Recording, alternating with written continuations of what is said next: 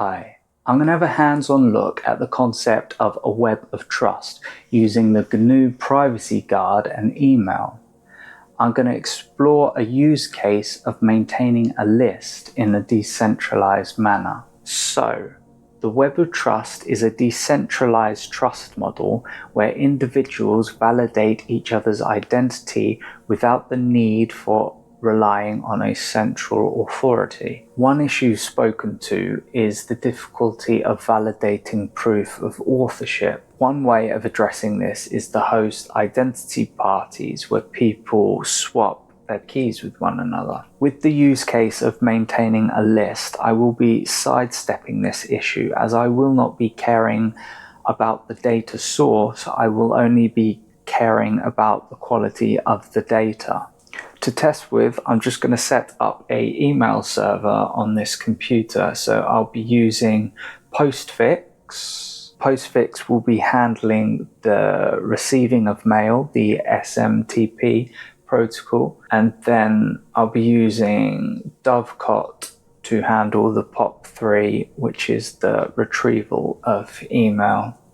With Postfix and Dovecot set up, I can create some emails and then go about sending some encrypted messages back and forth.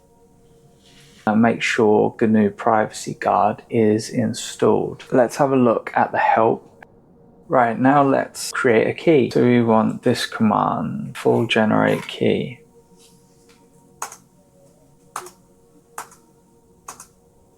So here is my test email account.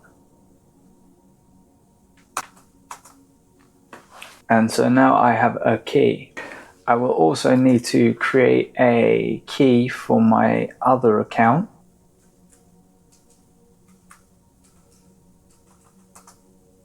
With keys having been generated, we now need to export each of their public keys, swap them, and import them. We have a export and we have a armor option to create an ASCII armored output. GnuPG armor export test1 at orange pi. If we look at the outputted file, we have a public key. Okay, so now if I do the same for this other account, and now if we copy across this file, so the next step is to import the other public key.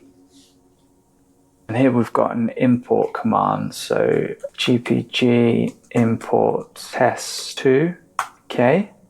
List keys. We should have 2 accounts. So now I'll do this on the other computer. There we are. So each computer has its own public key and private key, and then the other computer's public key. With a secondary key imported, we are able to assign it a trust value. This is the imported key. This hash here is referred to as a fingerprint, and that's the unique identifier. So if I go edit key and pass the fingerprint, I then have a prompt, and if I put in the keyword trust, I can give it a trust value. So I'm going to give it a 3. The next thing you're going to want to do is obviously encrypt and decrypt messages. And we're going to want the encrypt option. And calling that encrypt function has generated this file. So I'm going to transfer this encrypted message to the other computer and decrypt it. And to decrypt it, I obviously call the decrypt function, which is the default operation.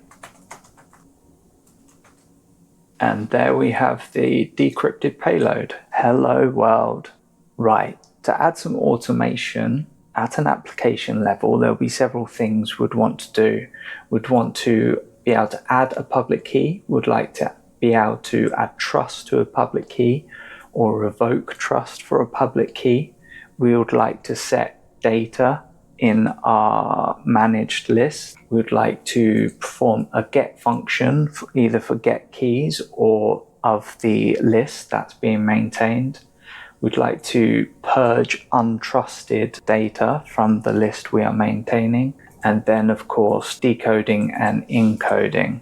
The business logic will be something like this. We'll get emails, we'll check to see if the email has a public key. If there's a public key, then store it. Else, if the message has an encrypted message, see if we've got a trusted public key for it, decrypt it, pass, and then action any commands in the plain text. So here's the fleshed out logic. Get email. If it has public key, check if it's signed by a trusted public key. If it is, store it. Else, if it's a encrypted message, decrypt it and then pass the plain text for commands and then handle each command appropriately. Or is it a get command, get keys or get sources? Then to work with the business logic, I've got a bunch of wrapper functions for GNU Privacy Guard. For example, get email from fingerprint, get all trusted pub keys. When you come to encrypting a message, you also want to make sure that you sign it so that the receiver can validate who the sender is. So what I'm going to do is I'm just going to put the other participant of my web of trust in my file, because I'll be using this data file as my emailer list source. All the fingerprints in here will be able to maintain a bit of data. In this case, I'm using a URL. And then when I want to do a emailer, I will check all the fingerprints to see if the fingerprint is for a trusted pub key. If it is, I'll then send out an email to them. As a test, I'm going to call my script that will send out an emailer to all of the members in my web of trust who have data in my data source list, which is to be maintained by the other members in the web of trust. So there we go. The other participant in my web of trust has received my encrypted email, identified the public key to be one that they trust, has decrypted the email, and then has actioned the command within the email telling them to update their maintained list. There is a scalability limitation to a web of trust system like this. As the web grows, it becomes harder for people to validate and vouch for other people in the network. But the beauty of a system like this is that you can delegate the responsibility of managing a list, for example, to all the participants in a group rather than taking on the burden yourself or delegating it to a central authority. In conclusion, a web of trust system like this is a simple and powerful tool that can empower decentralized organizations.